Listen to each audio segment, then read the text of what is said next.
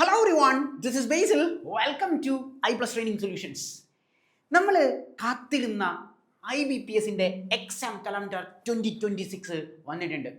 ജനുവരി മാസം എല്ലാ തവണയും നമ്മൾ എക്സ്പെക്ട് ചെയ്യുന്ന ഒന്നാണ് ഈ IBPSന്റെ കലണ്ടർ എന്ന് പറയുന്നത്. അതായത് institute of banking personnel selection എന്നുള്ളതാണ് ഈ IBPS എന്ന് പറയുന്നത്. നമ്മളെ കേരള സ്റ്റേറ്റിലെ സാധാരണ സ്റ്റേറ്റ് എംപ്ലോയ്മെന്റ് എക്സാമിനേഷൻസിനെല്ലാം പബ്ലിക് സർവീസ് കമ്മീഷൻസ് ആണ് എക്സാമിനേഷൻ നടത്തുന്നത്.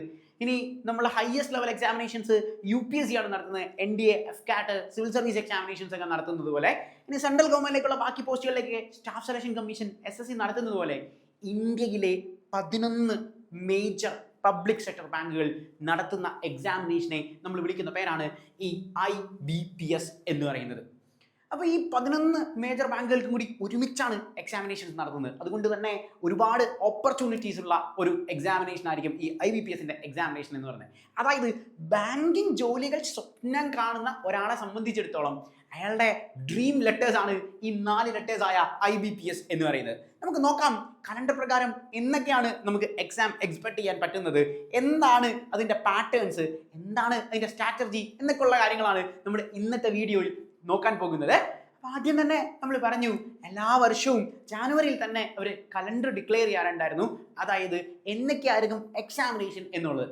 എന്തിനാണ് ഇത്രയും മുൻകൂട്ടി ഈ പറയുന്ന എക്സാമിനേഷൻ ഡിക്ലെയർ ചെയ്യുന്നത് എന്ന് ചോദിച്ചു കഴിഞ്ഞാൽ, നമ്മൾ സാധാരണഗതിയിൽ കേരള PSCയിൽ നിന്നുള്ള ഒരു കമ്പാരിസൺ നോക്കുകയാണെങ്കിൽ ബാങ്കിങ്ങിന് ഏറ്റവും വലിയൊരു അഡ്വാൻറ്റേജ് എന്ന് പറയുന്നത് വളരെ കുറച്ച് സബ്ജക്റ്റുകൾ കൊണ്ട് മാത്രം വളരെ വലിയൊരു ജോലി, അതായത് ഹ്യൂജ് സാലറിയിലുള്ള വളരെ നല്ലൊരു സ്റ്റാറ്റസ് ഉള്ള ഒരു ജോലിയിലേക്ക് എത്താൻ സാധിക്കും എന്നുള്ളൊരു അഡ്വാൻറ്റേജ് ഉണ്ട്. ഇനി എക്സാമുകളെല്ലാം വളരെ പക്കാണ് എന്നുള്ളതാണ്. അതായത് കൃത്യമായിട്ട് പ്രിലിംസിൻ്റെയും മെയിൻസിൻ്റെ എക്സാമിനേഷൻസിൻ്റെ ഡേറ്റുകൾ വരെ ഡിക്ലെയർ ചെയ്യും. ജനുവരി മാസത്തിൽ തന്നെ എന്ന് നടക്കാൻ പോകുന്ന എക്സാമിനേഷൻ ആണ് നോക്കുക. 2026 ഡിസംബറിൽ നടക്കാൻ പോകുന്ന എക്സാമിനേഷൻ്റെ ഡേറ്റ് ഒരു വർഷം, ഹാർഡ്ലി നമുക്ക് ഒരു വർഷം ഉണ്ട് ആണല്ലോ, 11 months ഉണ്ട്. ജനുവരിയിൽ ഡിസംബറിൽ നടക്കാൻ പോകുന്ന എക്സാമിനേഷനെ കുറിച്ച് പറയണമെങ്കിൽ എത്ര മാസങ്ങൾക്ക് മുമ്പ് നമുക്ക് മുൻകൂട്ടി ഒരു ഐഡിയ പറഞ്ഞു തരുന്നുണ്ട്. അതായത് എക്സാമിനേഷൻ എന്നാണ് വരുന്നത് എന്നുള്ളത്. പ്രിലിംസിന്റെ കാര്യം മാത്രമല്ല, പ്രിലിംസും മെയിൻസും എന്നാണ് വരുന്നത് എന്നുള്ള കാര്യം കൃത്യമായി പറഞ്ഞു തരും എന്നുള്ളതാണ് ഇതിന്റെ അഡ്വാൻറ്റേജ് എന്ന് പറയുന്നത്. അതായത് നിങ്ങൾക്ക് 2026 ജോലി മേടിക്കണമെന്നാണ് നിങ്ങൾ ആഗ്രഹിക്കുന്നതെങ്കിൽ 2026 തന്നെ നിങ്ങൾക്ക് ജോലി നേടാനുള്ള എല്ലാ സാധ്യതകളും നമുക്ക് ഇവിടെ ഉണ്ട്. സാധാരണഗതിയിൽ PSC എക്സാമിനേഷനൊക്കെ നമുക്ക് 2 വർഷം കാത്തിരിക്കണം, 3 വർഷം കാത്തിരിക്കണം. അതിൻ്റെ കാത്തിരിപ്പൊന്നും വേണ്ട. അതായത് റാങ്ക് ലിസ്റ്റ് ഇടാൻ വേണ്ടി ആദ്യം ഒരു പ്രിലിംസ് എക്സാമിനേഷൻ നടക്കും, പിന്നെ ഒരു മെയിൻസ് എക്സാമിനേഷൻ നടക്കും, പിന്നെ റാങ്ക് ലിസ്റ്റ് ഇടാൻ ഇത്ര സമയം എടുക്കും. എന്നാൽ ഇതിൻ്റെ ആവശ്യമൊന്നുമില്ല. നിങ്ങൾക്ക് പെട്ടെന്ന് ജോലി മേടിക്കണം എന്ന് നിങ്ങൾ റെഡി ആണെങ്കിൽ, നന്നായി പഠിക്കാൻ സാധിക്കുന്നെങ്കിൽ, കൃത്യമായി ടൈം ടേബിൾസ് വെച്ച് സ്കെഡ്യൂൾസ് വെച്ച് നിങ്ങൾക്ക് ടാർഗറ്റ് കംപ്ലീറ്റ് ചെയ്യാൻ പറ്റുമെങ്കിൽ 2026 ഈസ് ഫോർ യുവർ, നിങ്ങൾക്ക് ഉള്ളതാണ് ഈ 2026 എന്നാണ് IBPS കലണ്ടർ പറയുന്നത്. നമുക്ക് ഡീറ്റെയിൽ ആയിട്ട് എന്തൊക്കെ എക്സാമിനേഷൻ ആണ്, എക്സാമിനേഷൻ എങ്ങനെയാണ്, ബാങ്കിങ് എക്സാമിനേഷൻസ് എങ്ങനെയാണ് ക്രാക്ക് ചെയ്യേണ്ടത് എന്നുള്ള കാര്യം കൂടി നമുക്ക് നോക്കാം. IBPSന്റെ എക്സാമിനേഷൻസിന്റെ പാറ്റേൺ നമുക്ക് ആദ്യം POയിൽ നിന്ന് സ്റ്റാർട്ട് ചെയ്യാം. PO പ്രൊബേഷണൽ ഓഫീസേഴ്സ് റാങ്കിൽ വരുന്ന ഒരു പോസ്റ്റാണ്. പ്രിലിംസിൻ്റെ എക്സാമിനേഷൻ നമുക്ക് അറിയാം, ബാങ്കിങ് എക്സാമുകൾക്ക് എപ്പോഴും 2 ടൈപ്പ് എക്സാമിനേഷൻസ് ആയിരിക്കും ഉണ്ടാവുന്നത്. ഒന്ന് പ്രിലിമിനറി എക്സാമിനേഷൻസും ഒന്ന് മെയിൻസ് എക്സാമിനേഷൻസും. ഇങ്ങനെയായിരിക്കും നമുക്ക് ബാങ്കിങ് എക്സാമിനേഷൻസ് വരുന്നത്. അതിപ്പം നിങ്ങൾ IBPSന്റെ മാത്രമല്ല, നമുക്ക് റിസർവ് ബാങ്ക് ഓഫ് ഇന്ത്യയുടെ എക്സാമിനേഷൻസ് ഉണ്ട്, RBIയുടെ എക്സാമിനേഷൻ ഉണ്ട്, ഈ സ്റ്റേറ്റ് ബാങ്ക് ഓഫ് ഇന്ത്യ നേരിട്ട് നടത്തുന്ന എക്സാംസ് ഉണ്ട്, SBI നേരിട്ട് എക്സാംസ് നടത്തും. ഇങ്ങനെ പല പാറ്റേൺസിൽ നമുക്ക് എക്സാംസ് വരാറുണ്ട്. അപ്പോൾ പ്രിലിമിനറി എക്സാമിനേഷൻ IBPSന്റെ POയുടെ വരുന്നത് ഓഗസ്റ്റ് 22, 23 എക്സാമിന്റെ ഡേറ്റ് ആട്ടോ പറയുന്നത്. എക്സാമിന്റെ ഡേറ്റ് ഓഗസ്റ്റ് 22, 23 എക്സാമിനേഷന്റെ ഡേറ്റ് വരുന്നത് എന്നുള്ള കാര്യം ഓർക്കുക. അതായത് നമ്മൾക്ക് നോട്ടിഫിക്കേഷൻ എന്ന് എക്സ്പെക്ട് ചെയ്യാം. നമുക്ക് നോട്ടിഫിക്കേഷൻ എക്സ്പെക്ട് ചെയ്യാൻ പറ്റുന്നത് ഒരു ജൂണിൽ നമുക്ക് നോട്ടിഫിക്കേഷൻ എക്സ്പെക്ട് ചെയ്യാം എന്നുള്ളതാണ്. ജൂണിൽ നമുക്ക് നോട്ടിഫിക്കേഷൻ എക്സ്പെക്ട് ചെയ്യാം. ഇത് ജനുവരിയാണ്. ജനുവരി, ഫെബ്രുവരി, മാർച്ച്, ഏപ്രിൽ, മെയ്, ജൂൺ, അതായത് 6 മാസം നമ്മുടെ മുൻപിലുണ്ട്. എന്ത് നോട്ടിഫിക്കേഷൻ വരാൻ നമ്മുടെ മുൻപിൽ 6 മാസമുണ്ട് എന്നുള്ള കാര്യം ഓർക്കുക. സോ ഈ 6 months തന്നെ ധാരാളമാണ്. നമുക്ക് ടോപ്പിക്സ് കംപ്ലീറ്റ് ചെയ്യാൻ ആകെ 3 മാസം മതി. 3 മാസം കൊണ്ട് തന്നെ നമുക്ക് ടോപ്പിക്സ് മൊത്തം കവർ ചെയ്ത് തീർക്കാൻ സാധിക്കും എന്നുള്ളതാണ് അഡ്വാൻറ്റേജ്. അപ്പോൾ ബാക്കിയുള്ള 3 മാസം എന്താണ് നമ്മുടെ പാറ്റേൺ? ബാക്കിയുള്ള 3 മാസം എന്ന് പറഞ്ഞു കഴിഞ്ഞാൽ എക്സാം മാക്സിമം PYQs ചെയ്യുക എന്നുള്ളതാണ്. അതായത് എക്സാമിന് ഒരു പർട്ടിക്കുലർ സിലബസ് ആണ് എന്നുള്ള കാര്യം ഞാൻ പറഞ്ഞു. അതായത് when compared to public service commission examination or staff selection commission examination, ബാങ്കിങ്ങിന്റെ ഒരു അഡ്വാൻറ്റേജ് ഉണ്ട്. 3 പ്രധാനപ്പെട്ട കോർ സബ്ജക്റ്റിലാണ് ഈ പറയുന്ന ബാങ്കിങ് എക്സാമുകളിൽ നടക്കുന്നത്. ഒന്ന് ഇംഗ്ലീഷ് എന്ന് പറയുന്ന എക്സാമിനേഷൻ, നമ്മളുടെ ലാംഗ്വേജ് കോംപ്രിഹെൻഷൻസ്, ഗ്രാമർ ഒക്കെ കൃത്യമായി ചെക്ക് ചെയ്യുക എന്നുള്ള ലക്ഷ്യത്തോടെ. നമുക്കറിയാം ബാങ്കിങ് എന്നൊക്കെ പറയുമ്പോൾ ഒരു ഉന്നത നിലവാരമുള്ള ഒരു ജോലിയാണ്. അപ്പോൾ ഇംഗ്ലീഷിൽ നന്നായിട്ട് അറിവുണ്ട് എന്നുള്ള കാര്യം നോക്കാൻ വേണ്ടിയാണ് ഇംഗ്ലീഷ് എന്ന് പറഞ്ഞ എക്സാമിനേഷൻസ് അവിടെ കിടക്കുന്നത്. ഇനി ബാങ്കിങ് എന്ന് പറഞ്ഞാൽ തന്നെ നമ്പേഴ്സ് ആണ്. സോ അതുകൊണ്ട് മാത്സ്, അതായത് നിങ്ങളുടെ ക്വാണ്ട് എന്ന് പറയുന്ന മാത്തമാറ്റിക്സ്, നമുക്ക് ബേസിക്കലി നമ്മൾ അറിയുന്ന മാത്സ് എന്ന് നമ്മൾ പറയുന്ന ക്വാണ്ടും, പിന്നെ റീസണിങ്ങും, നമ്മുടെ ലോജിക്ക് കൃത്യമായി ഫോളോ ചെയ്യാൻ പറ്റുന്ന ലോജിക്കൽ റീസണിങ്ങും, ഇതാണ് നമുക്ക് 3 കോർ ടോപ്പിക്സ് പ്രിലിമിനറി എക്സാമിനേഷൻസിൽ വരുന്നത്. ആൻഡ് പ്രിലിമിനറി എക്സാമിനേഷൻ കഴിഞ്ഞിട്ട് നമുക്ക് മെയിൻസ് എക്സാമിനേഷന് അധികം സമയമില്ല എന്നുള്ളതാണ് ഇതിന്റെ പ്രത്യേകത. അതായത് ഓഗസ്റ്റ് എക്സാമിനേഷൻ നടക്കുന്ന പ്രിലിംസിന്റെ മെയിൻസ് വരുന്നത് ഒക്ടോബർ 4 എന്നുള്ള കാര്യം പറഞ്ഞു. അതായത് പ്രിലിംസ് കിട്ടിക്കഴിയട്ടെ എന്നിട്ട് ഞാൻ മെയിൻസിന് വേണ്ടി പഠിക്കാം എന്നുള്ളതല്ല നമ്മുടെ ലക്ഷ്യം. നമ്മുടെ ലക്ഷ്യം ഇന്ന് മുതൽ നമ്മൾ സ്റ്റാർട്ട് ചെയ്യാണ്. എന്താണ്, പ്രിലിംസ് മുന്നിൽ കണ്ടിട്ടാണോ?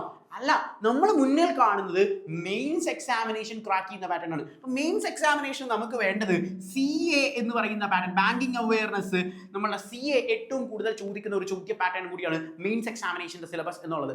അതായത് നമ്മൾ ഇപ്പോൾ മുതൽ നമുക്ക് ബാങ്കിങ് എക്സാമിനേഷൻ സാധാരണഗതിയിൽ ഒരുപാട് CA ഒന്നും മുമ്പിൽ പോകേണ്ട, 6 months ആണ് നമ്മൾ സാധാരണഗതിയിൽ പറയാറുള്ളത്. അപ്പോൾ 6 monthsന്റെ CA കൃത്യമായി നോക്കി പോകുക. അതിന് പ്രധാനമായിട്ട് നിങ്ങൾ ഫോക്കസ് ചെയ്യേണ്ടത്, നിങ്ങൾക്കറിയാം ഐപ്ലസിൻ്റെ വീഡിയോസ് കാണുമ്പോൾ എല്ലാ ദിവസവും നിങ്ങളിലേക്ക് കറണ്ട് അഫയേഴ്സ് എത്തുന്നുണ്ട്. സോ നിതിൻ സാറിൻ്റെ വോയിസിൽ നിങ്ങൾക്ക് കൃത്യമായിട്ട് എന്താണ് കറണ്ട് അഫയേഴ്സ്, ഒരു ദിവസം പ്രധാനമായിട്ടും ശ്രദ്ധിക്കേണ്ട കാര്യങ്ങൾ എന്നുള്ള കാര്യം കിട്ടുന്നുണ്ട്. അത് വായിച്ചു നോക്കുന്നതോടൊപ്പം തന്നെ ന്യൂസ് പേപ്പർ കൂടി ഒന്ന് വായിച്ചു നോക്കുന്നത് വളരെ നല്ലതാണ്. എന്താണ് കാരണം എന്ന് ചോദിച്ചു കഴിഞ്ഞാൽ നിങ്ങൾക്ക് CAയുടെ ടോപ്പിക്സ് എല്ലാം എന്ത് കിട്ടും, ഈ ന്യൂസ് പേപ്പർ വായിക്കാതെ തന്നെ, ഞാൻ പറഞ്ഞില്ല ഐപ്ലസിൻ്റെ CA ഫോളോ ചെയ്ത് കഴിഞ്ഞാൽ നിങ്ങൾക്ക് CAയുടെ ക്വസ്റ്റ്യൻസ് എല്ലാം കിട്ടും. എന്നാൽ ന്യൂസ് പേപ്പർ വായിക്കാൻ എന്തുകൊണ്ടാണ് പറഞ്ഞതെന്ന് വെച്ചാൽ, എക്സ്പെഷ്യലി ഏത് ന്യൂസ് പേപ്പറാണ് എന്നുള്ള കാര്യം കൂടി കേട്ടോളൂ. ദ ഹിന്ദു എന്ന് പറയുന്ന news paper, the Hindu news paper follow ചെയ്യാൻ പറയുന്നതിന്റെ കാരണം എന്താണ് എന്ന് ചോദിച്ചു കഴിഞ്ഞാൽ, ഹിന്ദു ന്യൂസ് പേപ്പറിന്റെ അഡ്വാൻറ്റേജ് എന്താണെന്ന് വെച്ചാൽ, ഇപ്പം ഞാൻ പറഞ്ഞില്ലേ ഇംഗ്ലീഷ് എക്സാമിനേഷൻ നമ്മുടെ നോക്കുന്നുള്ളത്, ഇംഗ്ലീഷിൽ നമുക്ക് ഗ്രാമറിൽ ഒരുപാട് ചോദ്യ പാറ്റേണുകൾ വരും. സ്പോട്ട് എറർ എന്ന് പറയുന്നത്, തന്നിരിക്കുന്ന സെന്റൻസിനകത്ത് ഒരു സ്ഥലത്ത് മിസ്റ്റേക്ക് ഉണ്ടായിരിക്കും എന്നുള്ളതാണ്. ഇപ്പം എക്സാമ്പിൾ പറഞ്ഞു കഴിഞ്ഞാൽ ഞാൻ പറയാണ്, ഞാൻ ഇവിടെ വന്നിട്ട് പറയാണ് ഐ ഹാസ് എ കാർ എന്ന് പറയാണ്. ഐ ഹാസ് എ കാർ എന്ന് ഞാൻ പറയുമ്പം നിങ്ങൾ ഗ്രാമർ പഠിച്ചിട്ടോ അല്ലെങ്കിൽ ഐയുടെ കൂടെ ഹാവ് ആണോ ഉപയോഗിക്കുന്നത് എന്ന് ഗ്രാമാറ്റിക് ക്ലാസ്സിൽ കണ്ടിട്ടൊന്നും അല്ലാതെ തന്നെ നിങ്ങൾക്ക് മനസ്സിലാവും ഐയുടെ കൂടെ നമ്മൾ ഹാസ് ഉപയോഗിക്കില്ലല്ലോ, ഐ ഹാവ് അല്ലേ യൂസ് ചെയ്യുന്നത് എന്ന് പറഞ്ഞാൽ നമുക്ക് കറക്ഷൻ നടത്താൻ പറ്റും. ഇത് എവിടെ നിന്ന് കിട്ടിയതാ? നിങ്ങൾ ഏതെങ്കിലും ക്ലാസ്സിലിരുന്ന് പഠിക്കുകയാണോ? അല്ല, നിങ്ങൾ എപ്പോഴും പ്രാക്ടീസിൽ നിന്നും അല്ലെങ്കിൽ വായനയിൽ നിന്നും, നമ്മളൊരു സിനിമ കാണുമ്പോൾ നമുക്ക് കിട്ടുന്ന കുറേ അഡ്വാൻറ്റേജിൽ നിന്നൊക്കെ കിട്ടുന്നതാണ്. എല്ലായ്പ്പോഴും ഞാൻ സ്റ്റുഡൻസിനോട് പറയാറുണ്ട്, whenever you watch a movie, see whether it is a movie or a series, whatever it may be, നിങ്ങൾ സബ്ടൈറ്റിൽ ഇട്ട് കാണാൻ ശ്രമിക്കുക എന്നുള്ളത്. എന്താണ് അഡ്വാൻറ്റേജ്? നമുക്ക് കൂടുതൽ വൊക്കാബുലറികൾ അവിടെ നിന്ന് കിട്ടും എന്നുള്ളൊരു അഡ്വാൻറ്റേജ് ഉണ്ട്. ഇനി അത് മാത്രമല്ല, ഗ്രാമർ സ്റ്റൈലിഷ് പാറ്റേൺസ് എന്താണ് എന്നുള്ള കാര്യം നമുക്ക് കിട്ടും. അപ്പോൾ അത് നമ്മളെ ഹെൽപ്പ് ചെയ്യുന്നത് സ്പോട്ട് ഡയറക്റ്റ് പോലുള്ളൊരു പാറ്റേണിൽ നമുക്ക് ഗ്രാമർ ക്വസ്റ്റ്യൻസിൽ ഹെൽപ്ഫുൾ ആയിരിക്കും. ആൻഡ് തന്നിരിക്കുന്ന സെന്റൻസ് കറക്ഷൻ ചോദ്യങ്ങളെ ഹെൽപ്പ് ചെയ്യും. ഇതിനാണ് ന്യൂസ് പേപ്പർ വായിക്കാൻ പറഞ്ഞത്. വായിക്കുമ്പോൾ പിന്നെ മറ്റൊരു അഡ്വാൻറ്റേജ് എന്താണ്, നമുക്ക് ഈ പാറ്റേണിൽ CAയും കൂടി കിട്ടും എന്നുള്ളൊരു അഡ്വാൻറ്റേജ് അവിടെ ഉണ്ട്. സോ ആ പാറ്റേൺ ശ്രദ്ധിക്കുക. 6 monthsന്റെ CA ആണ് നമ്മൾ ചോദിക്കുന്നത്. അപ്പോൾ ഇന്ന് തൊട്ട് ഈ പാറ്റേൺസ് നിങ്ങൾ വായിച്ചു തുടങ്ങുക എന്നുള്ളതാണ് നമ്മൾ പറയുന്നത്. ആൻഡ് നോക്ക്, നിങ്ങൾ എത്ര ഗ്യാപ്പ് ഉണ്ട് എന്നുള്ളത്. മെയിൻസ് എക്സാമിനേഷൻ വളരെ കുറച്ച് ഗ്യാപ്പേ ഉള്ളൂ. അപ്പോൾ നമ്മൾ ഫോക്കസ് ചെയ്യുന്ന മെയിൻസ് എക്സാമിനേഷൻ സെയിം സിലബസ് തന്നെ, ഇംഗ്ലീഷ്, ക്വാണ്ട്, റീസണിങ് എന്ന് പറയുന്ന അതേ സിലബസ് തന്നെ മെയിൻസിലും വരും.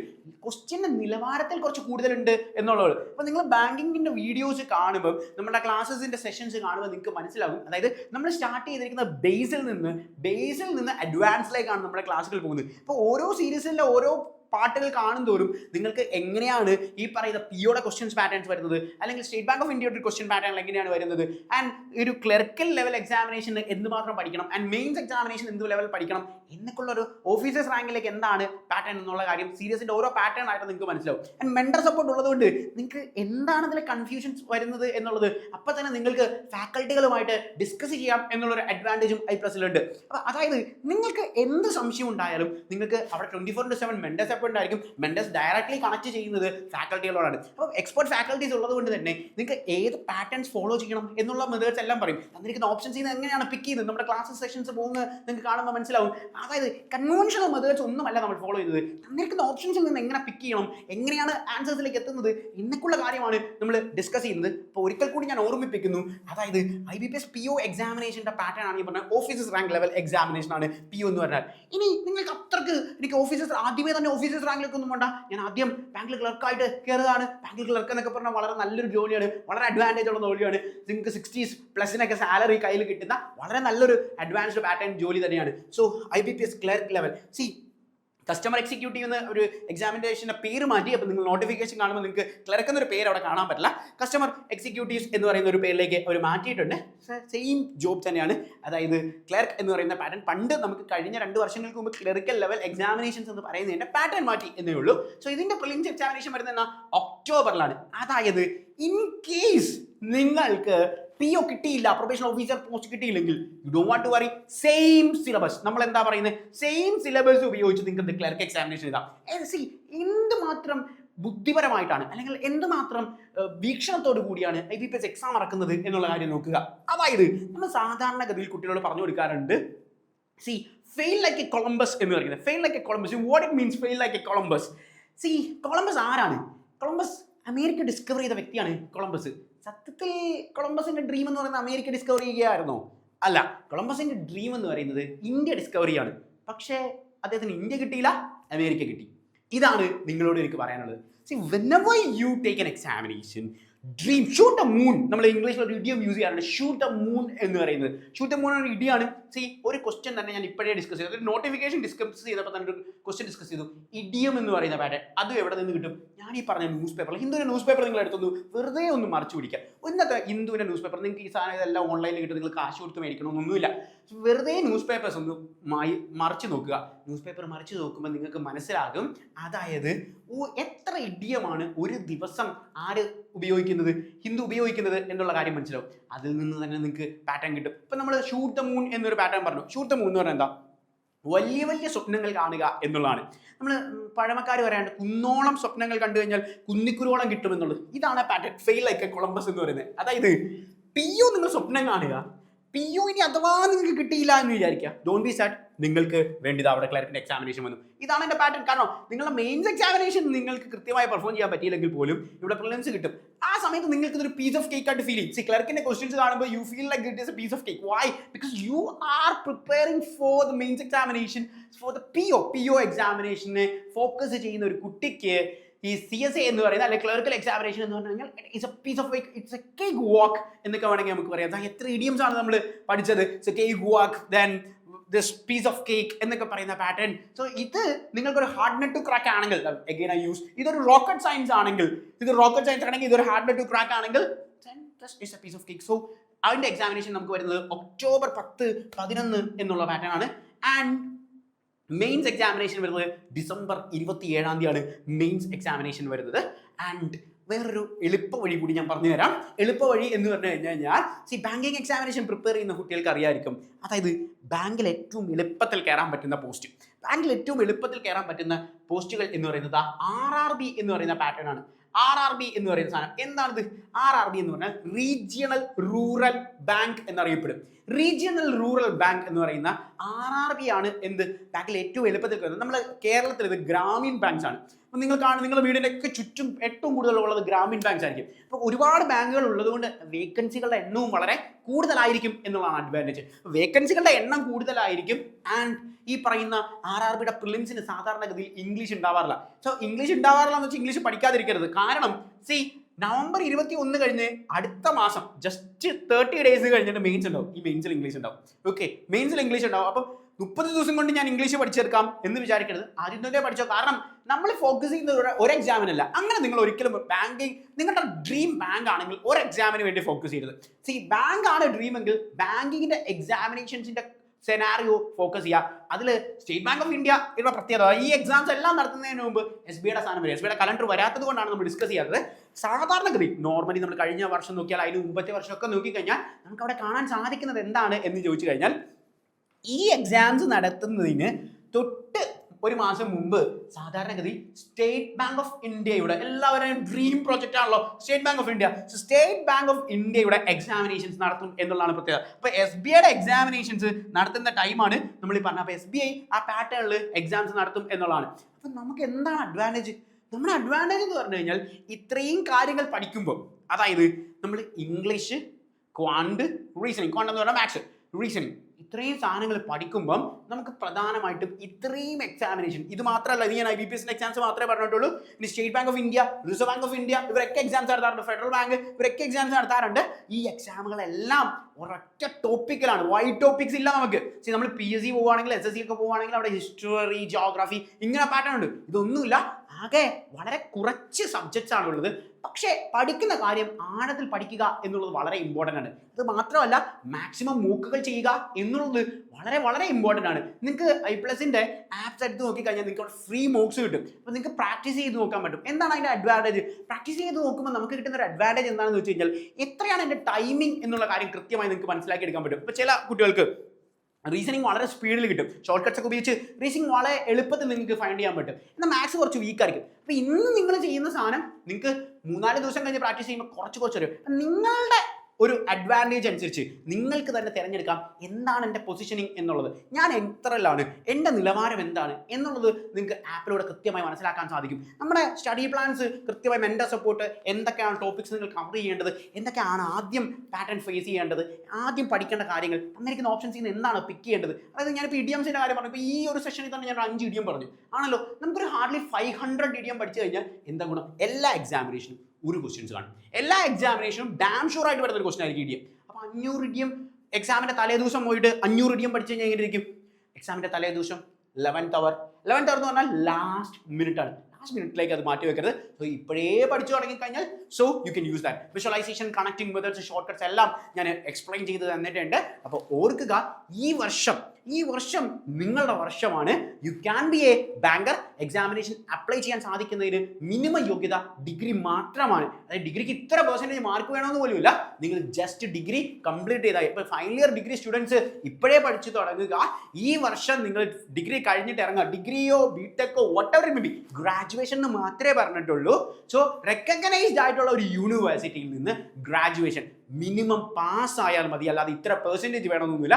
പാസ്സായാൽ you can apply for this examination. So I+ will be there. Well, so do practice. That's all. Thank you.